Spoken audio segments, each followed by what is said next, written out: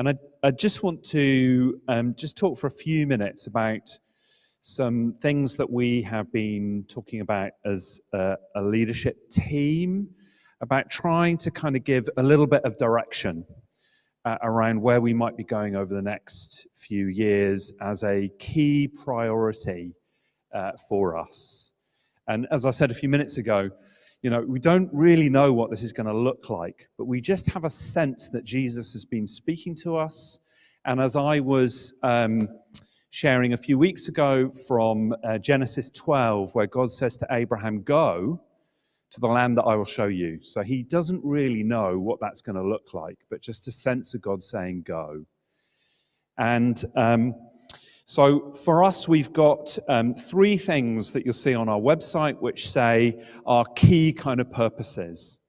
A Christ-centered community, helping people be fully alive, and then to help the world, or to see people fully alive, and to help the world flourish. And we've just done some, or we're doing some little cards which for visitors or people we can just give. And Andy said that's too many words when he was designing these words, so you need to condense it. So we just put it down as helping people flourish. That, in a sense, I think is our key purpose. And as we've been praying and talking about how is God leading us, what does this look like post-pandemic, we have a real sense that for us to prioritize an outward-looking, beyond focus around mission in its huge entirety of what that means, so that we can help people flourish. And as I look out on the world, I think we have an incredible opportunity at the moment for the church and our church to step into a place in the midst of all the disruption, the pain, the suffering, the lack of finances, the anxiety, the mental health crisis that is there and emerging in our society. It's kind of, if not now, when are we ever going to do this? I think there's a moment now for our church and the church to step into a place to serve our community, to help people connect with Jesus, and to help people flourish. And that could be flourishing by giving them food, or it could be flourishing because we help them encounter Jesus for the first time, who just comes and heals and sets free and brings life to us. So over the next few years, we want to prioritize this outward focus. We don't know what that's going to look like. My hunch is it's going to look like a whole bunch of different things. And one of the images that we were praying as a leadership team, and I'm probably not going to quite get the details of this right, but Kirsty had this image of the walls of the church falling outwards, and this incredible light coming in.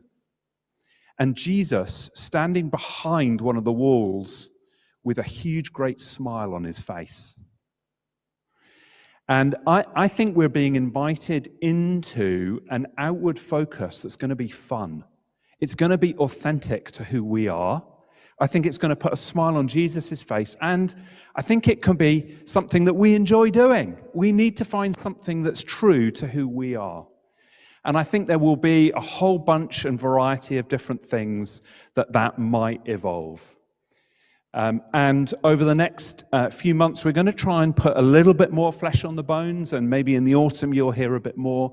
But I think this is the kind of adaptive change that's going to require the wisdom and contribution and involvement of us all to find out what that might look like. I don't think it means that we're going to suddenly not do some of the things that we so appreciate, and maybe some things that we've really missed over the last year. Some of those things will still be there, of course they will.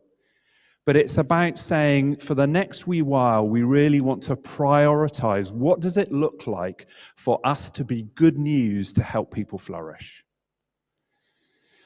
I think it may be that there's a whole bunch of things that can be very dispersed, and will happen in all kinds of geographical and relational places that we find ourselves. It's not all going to be focused around the King's Hall.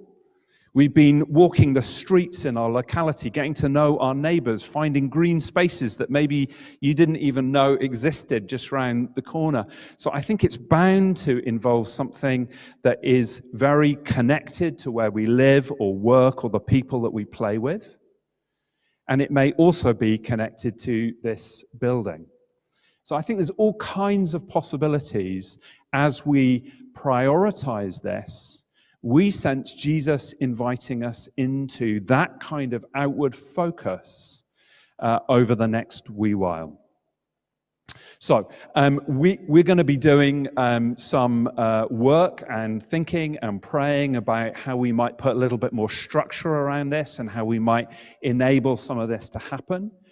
We would love you to be contributing, hearing from you about what that means. Please don't send me an email in the next week. I'm trying to clear my inbox. So maybe you could send someone else an email.